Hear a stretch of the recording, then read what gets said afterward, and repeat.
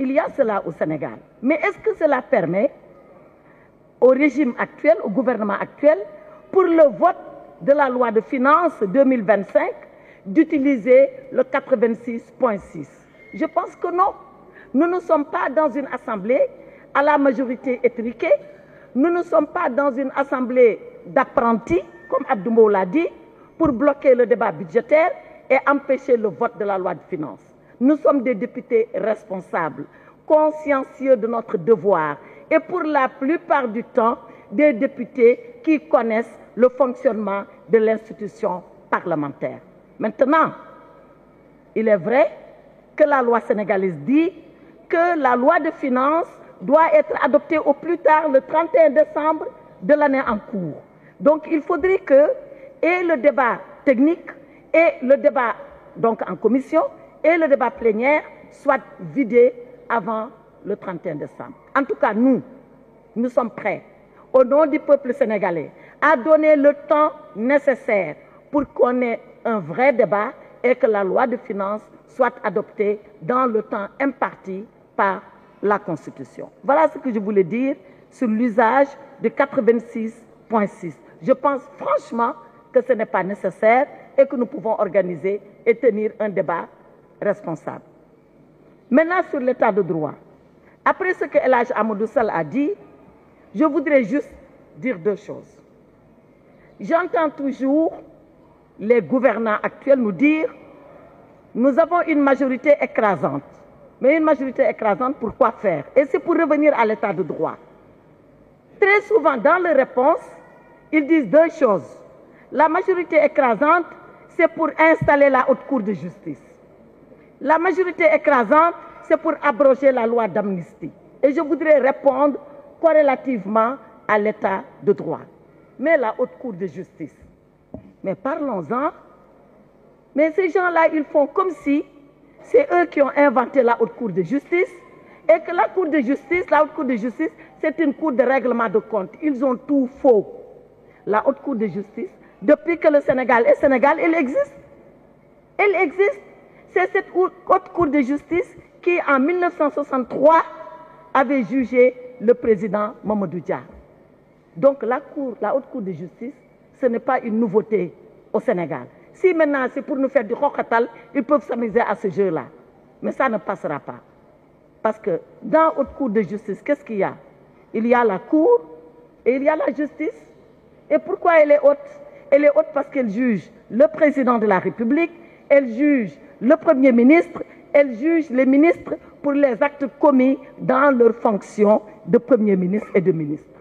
Mais elle est composée de magistrats, des cours des tribunaux. D'ailleurs, celui qui préside la haute cour, c'est le premier président de la Cour suprême. Celui qui va occuper le parquet, c'est le procureur général près la Cour suprême. Donc la haute cour de justice, ce n'est pas une cour de n'importe quoi, avec n'importe qui, pour faire des règlements de compte. C'est un procès normal où la personne qui comparaît a le droit de se défendre et de présenter ses arguments. Donc alors, lan moo fi xew ba ñu naan oui, c'est ça qu'on va faire avec la majorité écrasante. Il existe, ils n'ont qu'à l'installer. Mais nous, si on doit y aller, on se défendra. Et les juges vont nous juger. C'est vrai, elle a la particularité qu'il y a des députés qui la composent. Mais elle a la garantie qu'il y a des magistrats de l'ordre judiciaire qui ont prêté serment, qui ne sont pas partisans, qui vont examiner le dossier contradictoirement et le juger. Donc, ay waxu haute cour de justice daal su fekkee ni looloo tax ñu am majorité écrasante kon nañ delluwaat. L'autre chose qu'ils disent, on va abroger la loi d'amnistie. Aïcha, on attend. Ils n'ont qu'à essayer d'abroger la loi d'amnistie. C'est beaucoup plus facile à dire qu'à faire. Hein? Et c'est une spécialiste qui vous parle. Et je parle sous le contrôle de mes confrères. Vous savez quel est le problème?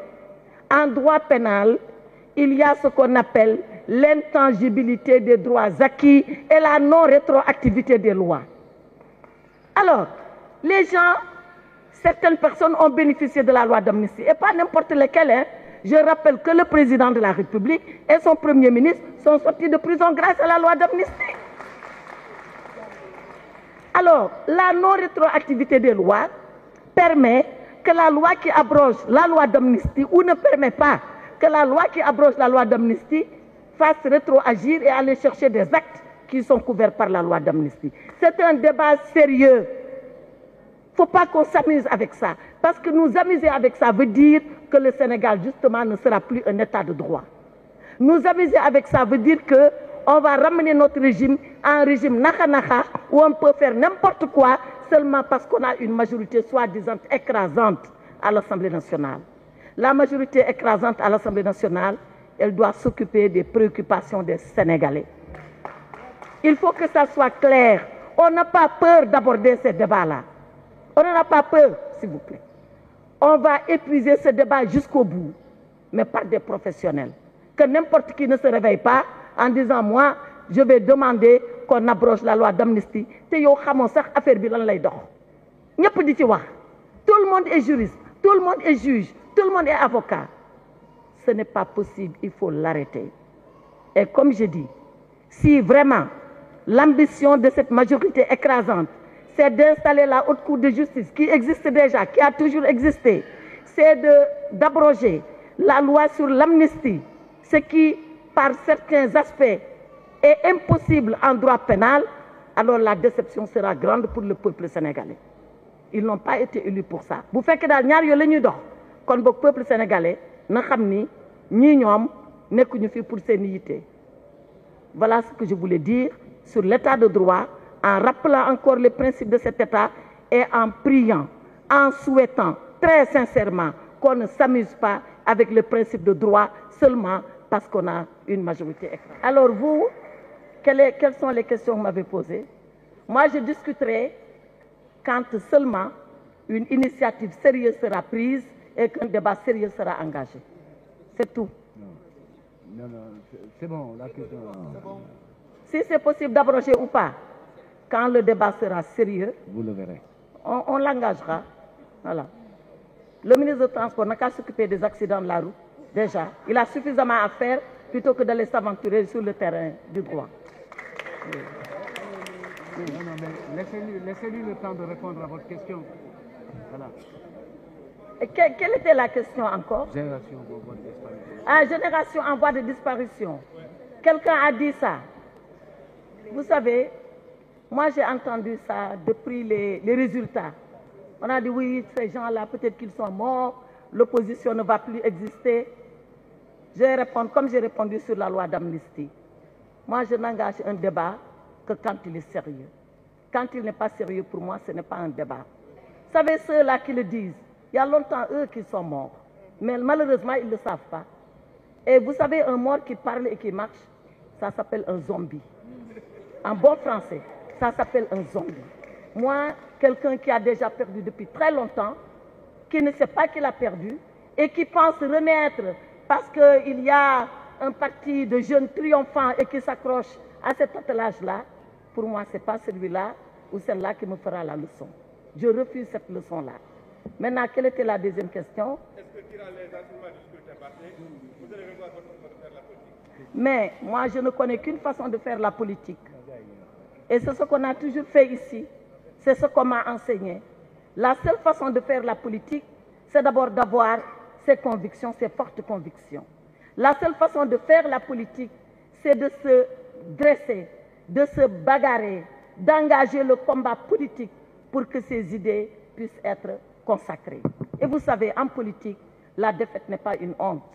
Elle fait partie de la compétition électorale et elle doit vous enseigner. Nous tirerons toutes les leçons de ce scrutin du 17 novembre et croyez-moi, comme Phénix, nous allons renaître de nos cendres et comme Phénix, nous allons déployer nos ailes et comme Phénix, nous allons engager le combat politique et comme Phénix, nous renaîtrons, nous vaincrons et nous serons toujours au service du Sénégal. D'abord, pourquoi était-il tête de liste nationale? Il n'a pas été tête de liste nationale pour aller siéger à l'Assemblée nationale. Vous savez, il y a beaucoup de raisons qui font qu'un leader, un responsable politique, un chef politique accepte d'être tête de liste. Pour ce qui concerne le président Macky Sall, c'était beaucoup plus dans un souci de remobilisation, d'alignement et de redynamisation de la coalition Takku Wallu Sénégal que d'aller siéger à l'Assemblée nationale. Quand même, je crois qu'au Sénégal, s'il vous plaît, les journalistes. C'est à vous qu'on parle, donc un peu de silence. Est-ce qu'il était dans la tête d'un seul Sénégalais ici, conscient, qui peut penser que le président Macky Sall allait se mettre sur les bancs de l'Assemblée nationale après avoir été président de la République? Ce n'est pas incongru, c'est déjà arrivé.